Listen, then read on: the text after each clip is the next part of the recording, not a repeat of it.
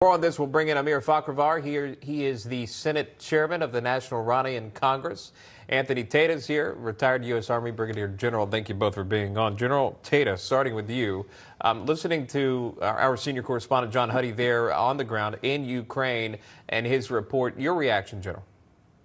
Well, John always does a great job when he reports. What I would say is that the notion of a ceasefire is something that I've been calling for a long time.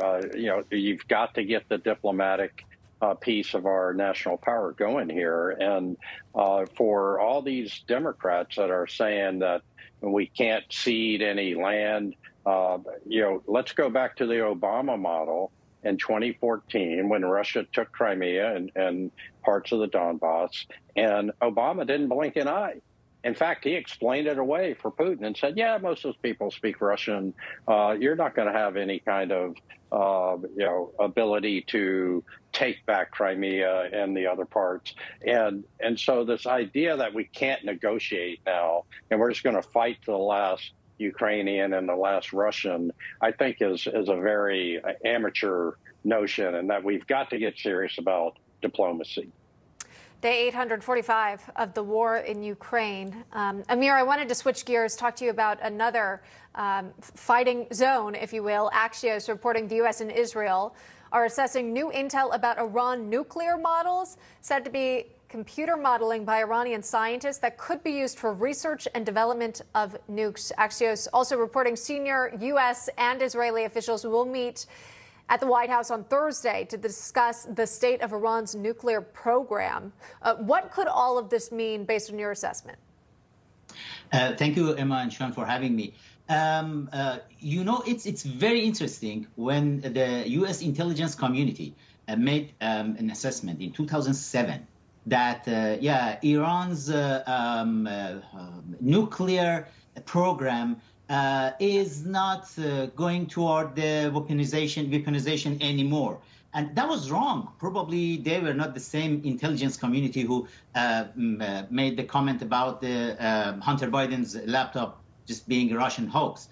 But the Islamic Republic of Iran's policy didn't change since 1979. In 1979, a Russian coup happened in Iran, and everybody in the world, they called it Islamic Revolution, which was not. I mentioned in my book, Comrade Ayatollah, and in my recent book, The Spirit of the Constitutional Law. And, in Iran, the policy is clear.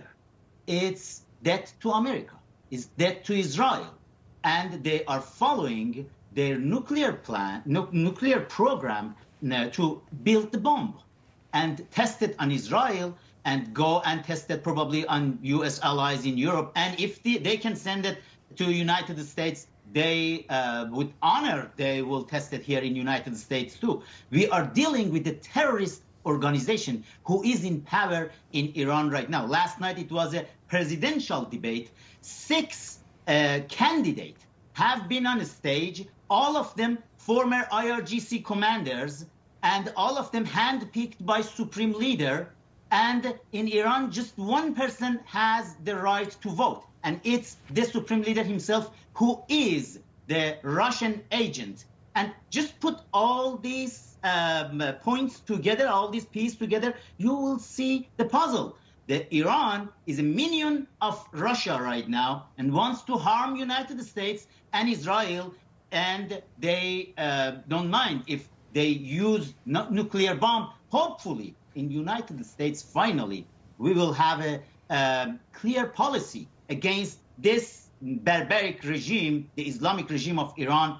And instead of funding that, the Obama and Biden administration, they gave them billions of dollars to fund their nuclear program. Hopefully, it will be end when President Trump will back soon to the White House. Well, you kind of touch on this anti-West alignment, something that's been in the headlines lately. General, I'll go to you on that, where we've seen now, after 24 years, Russian President Vladimir Putin is now visiting the leader of North Korea, Kim Jong-un.